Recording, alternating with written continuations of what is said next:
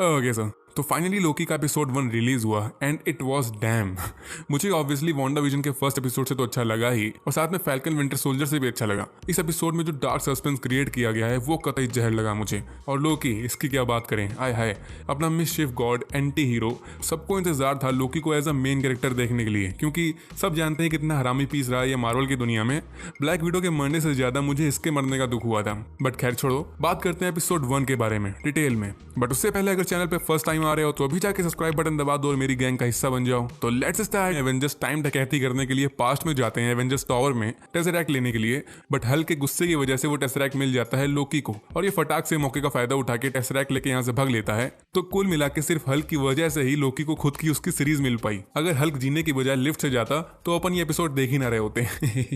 खैर, अपने को मार्वल स्टूडियो का लोगो दिखाते हैं जो कतई जहर लग रहा होता है। ग्रीन कलर में गोल्डन फिनिश दी गई है लोकी का रेफरेंस देने के लिए। मीनवाइल अब एवेंजर्स टावर से लोकी पहुंचता है मंगोलिया के गोबी आइलैंड में, और ये सीन देखते ही समझ सकते हैं हम लोग कि ये कहां से उठाया गया है। सेम ऐसे ही आयरन मैन 1 मूवी में हुआ था। टोनी स्टार्क ने जब अपना फर्स्ट टाइम सूट पहना था तो इसको हम लोगों को एज अ मेटाफोर दिखाया गया है कि जैसे उस टाइम टोनी स्टार्क की एक न्यू शुरुआत हुई थी टोनी स्टार्क से आयरन मैन बनने की, तो अब ये सीरीज भी लोकी का पूरा फ्यूचर चेंज कर सकती है। खैर, लोकी वहां से उठता है, वहां पर कुछ लोकल लोग आते हैं, बट तुरंत लोकी एक पत्थर देखता है और उसके ऊपर चढ़ जाता है, क्योंकि ये वो वाला लोकी नहीं है जो इन्फिनिटी वॉर और रैग्नारॉक से गुजरा है। ये ओल्ड वाला लोकी है जिसने अभी अभी एवेंजर्स में तबाही मचाई थी। तो उस टाइम पे इसकी खोपड़ी में सिर्फ एक ही चीज चलती थी कि इसको राजा बनना था, इसको सभी लोगों के ऊपर रहना था, इसीलिए फटाक से ये पत्थर के ऊपर चढ़ गया था अपने को ऊंचा दिखाने के लिए। ना तभी यहाँ पर टीवीए के सोल्जर्स आ जाते हैं। इसमें एक होती है हंटर B-15। इन सोल्जर्स को बोला जाता है मिनट मैन। कॉमिक्स की बात करें तो ये मिनट मैन कॉमिक्स में तो ह्यूमन नहीं होते बल्कि रोबोट्स होते हैं, बट सीरीज में अपने को ये ह्यूमन लग रहे होते हैं। बट कंफर्म नहीं है, ऐसा भी हो सकता है कि ह्यूमंस ना हो, रोबोट हो और इनको पता ही ना हो, क्योंकि इसका रेफरेंस हम लोग को आगे देखने को मिलता है।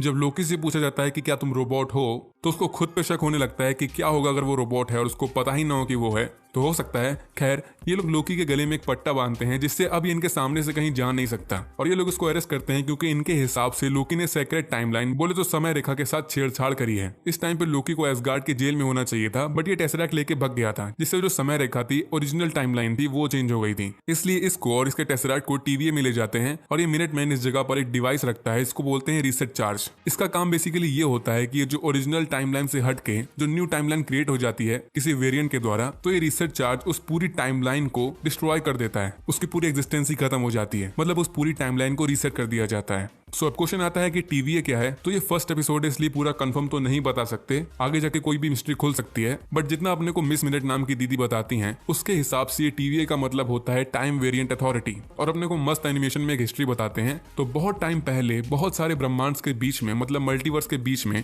वॉर शुरू हो गया था, जिससे ऑब्वियसली बहुत तबाही मच गई थी। बट फिर टाइम कीपर्स यहाँ आए और इन्होंने पूरे मल्टीवर्स को, मतलब डिफरेंट टाइमलाइंस को एक साथ एक टाइमलाइन में जोड़ दिया। इसको बोलते हैं द सेक्रेट टाइमलाइन, और यही टाइम कीपर्स आज भी सेक्रेट टाइमलाइन में नजर रखते हैं कि सब कुछ फ्लो में चल रहा है कि नहीं।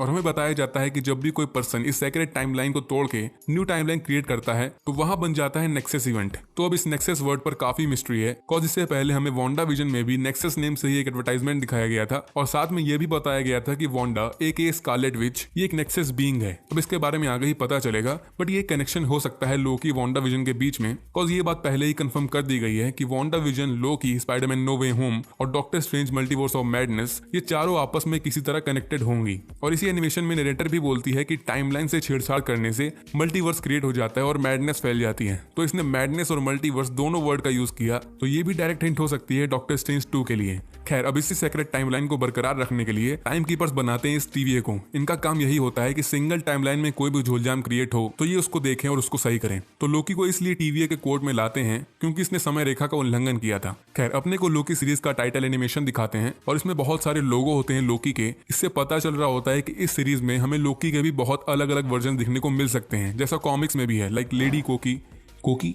लाइक लेडी लोकी, किंग लोकी, किड लोकी एटसेट्रा। हो सकता है, पॉसिबिलिटी है। नाउ अब हमें 1549 का टाइम दिखाते हैं जहां मोबियस नाम का एक बंदा इन्वेस्टिगेशन कर रहा होता है। एक्चुअली में अलग अलग टाइम में इन्हीं टीवीए के एजेंट्स का कोई मर्डर कर रहा होता है। या कर रही होती है। तो इसी की इन्वेस्टिगेशन कर रहा होता है मोबियस, और यहाँ इसको एक बच्ची दिखती है जिसने शायद मर्डर करने वाले को देख लिया था, और ये डेविल की तरफ इशारा करके बोलती है कि इसने मर्डर किया, और अब किसी ने अगर बोला ये मेफिस्टो है तो अच्छा नहीं होगा, बता रहा हूँ। वांडाविजन में तो लास्ट एपिसोड आने से पहले तक सब नारे लगा रहे थे कि मेफिस्टो ही है जो है, यही है मेन विलन, और लास्ट में क्या हुआ, it's been Agatha all along. तो अब लोकी के साथ अच्छी बात यह है कि इसके डायरेक्टर ने पहले ही कंफर्म कर दिया फर्जी फैन थ्योरी से बचने के लिए कि इस सीरीज में मेफिस्टो का कोई रोल नहीं है। इस सीन में भी डेविल को दिखाने का मतलब बस यही है कि लड़की लोकी को इशारा कर रही थी। लोकी की ओरिजिनल कॉस्ट्यूम याद होगी आपको, उससे आप समझ सकते हो उसके हेड में भी हॉर्न थे जो डेविल की तरह लगते हैं। मीनवाइल अब लोकी को दिखाते हैं, इससे इसका टेसरेक्ट छीन लिया जाता है, इसके कपड़े उतार दिए जाते हैं, इसको कैदी बना दिया जाता है, कुल मिला के बेचारे की इज्जत लूट ली जाती है, और फिर ये एंटर करता है TVA के कोर्ट में, जहां इससे पूछा जाता है कि ये गिल्टी है कि नहीं। तो इसका कहना होता है कि इसके यहाँ होने की बजाय एवेंजर्स को होना चाहिए था, वो टाइम ट्रेवल करके पास्ट में आए थे,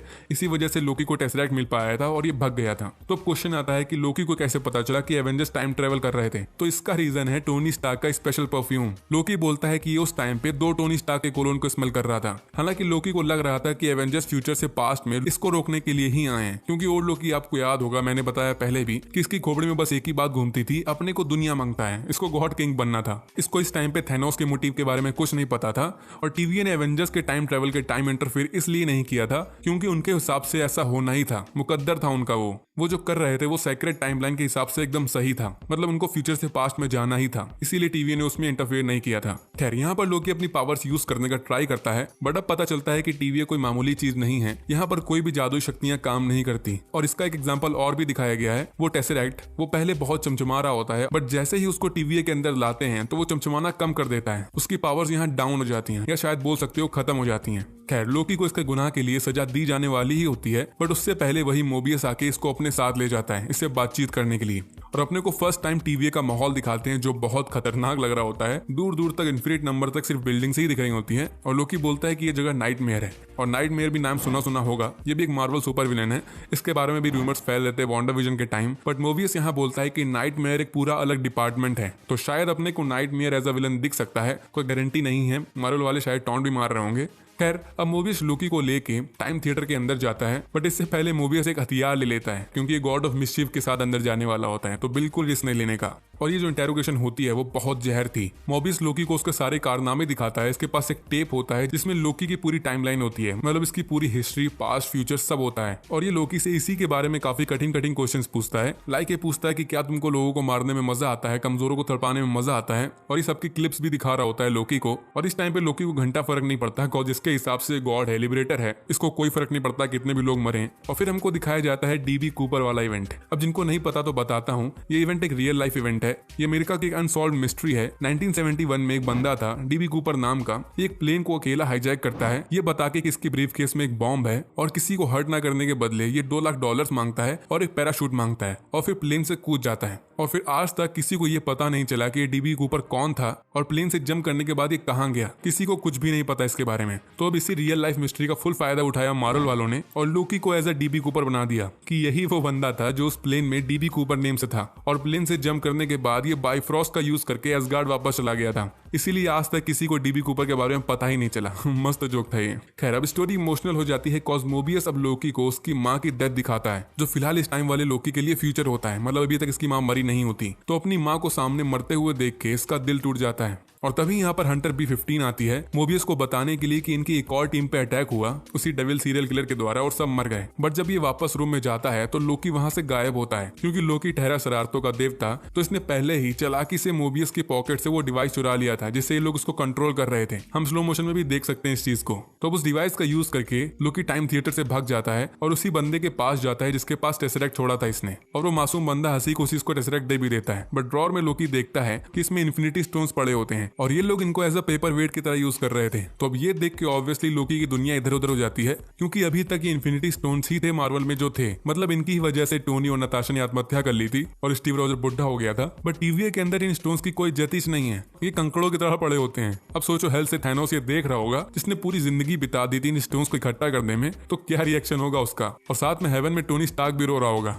बट नाउ अब जाके लोकी जो TVA को अभी तक मजाक समझ रहा था, हल्के में ले रहा था, इसके हिसाब से बस इल्यूजन था, तो अब ये सीरियस हो जाता है, समझ जाता है कि TVA कोई मजाक नहीं है। यहाँ इन्फिनिटी स्टोन्स भी कुछ नहीं है, तो मतलब टीवीएस के हिसाब से अभी तक की सबसे बड़ी पावर है और इसीलिए अब ये टीवीएस से भागता नहीं है बल्कि डिवाइस का यूज करके वापस टाइम थिएटर में आता है और टेप का यूज करके अपना पूरा फ्यूचर देखता है, जैसा इसके साथ हम लोगों को रैग्नारॉक और इन्फिनिटी वॉर में दिखाया गया था। और ये देखता है कि इसके डैड इसको अपना बेटा कह के बुलाते हैं, थॉर इसको अपना भाई बोल के इसको गले लगाता है और ये देख के इसके अंदर की ह्यूमैनिटी जागने लगती है। और लास्ट में ये वो भी देख लेता है कि किस तरह थैनोस इसकी जान लेता है, इसको जान से मारता है। मतलब लोकी अपने सामने ही अपनी मौत देख लेता है और वो भी उसके द्वारा जिससे एक टाइम पे लोकी हेल्प ले रहा था, थैनोस के द्वारा। तो अब लोकी पूरी तरह टूट जाता है और इसी टाइम पे मोबियस यहाँ आता है तो लोकी इसके सवालों का जवाब भी देता है। इसका कहना होता है कि इसको मासूमों को मारने में मजा नहीं आता बल्कि इसको ऐसा करना पड़ता है मजबूरी में, कमजोरों को मार के उनके अंदर डर पैदा करने की चाल होती है ये। तो मोबियस अपने राज खोलता है, इसने लोकी को कोर्ट से सजा मिलने से बचाया था क्योंकि इसको लोकी की हेल्प चाहिए थी। और अब जब ये जान जाता है कि लोकी इतना बुरा भी नहीं है जितना ये दुनिया को दिखाता है, because after all he is a God of मिसचिफ, तो मोबियस अब इसको एक ऑफर देता है कि लोकी इनकी हेल्प करे एक वीरेन को पकड़ने में, मतलब उसी बंदे को जो मिनट्समैन को मार रहा है, और इसके बदले में लोकी को सजा नहीं दी जाएगी। बट मोबियस बताता है कि इनकी हेल्प सिर्फ लोकी ही कर सकता है बिकॉज वो सीरियल किलर एक्चुअली में लोकी ही है। हाँ।